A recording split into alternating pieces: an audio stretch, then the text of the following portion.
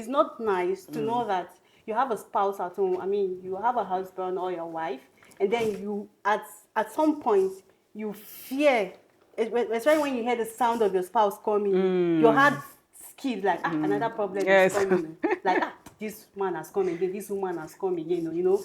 You don't I mean, you should feel sad. You should feel bad that your spouse don't feel joy. don't feel joy whenever he or she hears the sound of your movement coming in.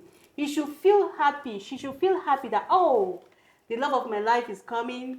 My angel, the crown of my head, Olowori me is coming, has come home. You feel joy that yes, even if you were in a foul mood before, but seeing your spouse should give you that joy, should bring back your sweetness, should bring back that sweetness in you. That yes, the man that makes me happy is at home, has returned from work. But you know, some homes, if you don't hear the sound of their husband or their wife, I've heard, yes, I've heard many to the women extent say, even the children. I've heard many women say that it is so bad. They feel they don't feel that joy. You know, your husband or spouse is supposed to be the coolness of your eyes, and also I think the calmness of your heart, something that gives you serenity, tranquility, peace of mind.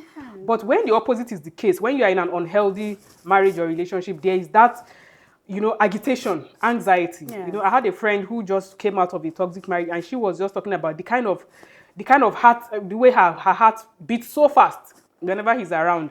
There's no joy, there's no peace, there's no calmness. She's always agitated when she's around you. And there are some men that don't go home when they close from work because of what they know they are going to meet. So this is not healthy for marriage, which is what I think all the discussions, especially the panel discussion on day 2, was all about, with Coach Abdul Fattah Adeyemi, Mufti Menk, Coach Wail Ibrahim, Sister Salatu Sule, and moderated by Coach Didi. So it was all about, you know, how spouses should take care of each other's mental health. Yes. Know when you are affecting your spouse's mental health. Know also how your spouse's behavior is affecting you, so that you can really get healing. There's a part I noticed that I wish that they will talk about, which I didn't really hear them talk about. I don't know, because I wasn't there all through. That spouses are supposed to have empathy for each other. Like, put yourself in your wife's shoes.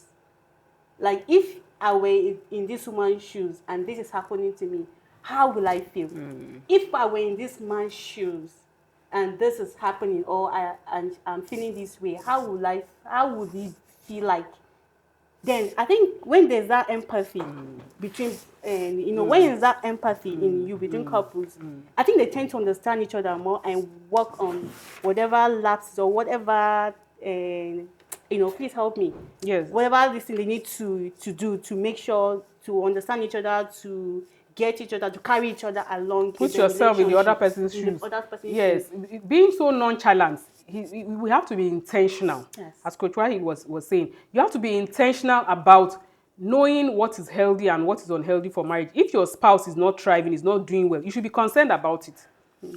Just like the statement Coach Salatule said, that you must be invested in how they feel. Yes. Be concerned about it so that you will know how to change. Try to find out exactly. He also spoke about the 5 love languages by Gary Chapman. He said the prophet had 1,000 ways, love languages. If we see the way he treated his spouse, he wasn't somebody that would just, brush under the carpet his wife's feeling and be like, I beg, what you are feeling is not important. Yes. He was concerned about everything that they did. He will even tease Aisha sometimes and say, where is this coming from? What's wrong if she reacts in a certain way, or if she does something negative?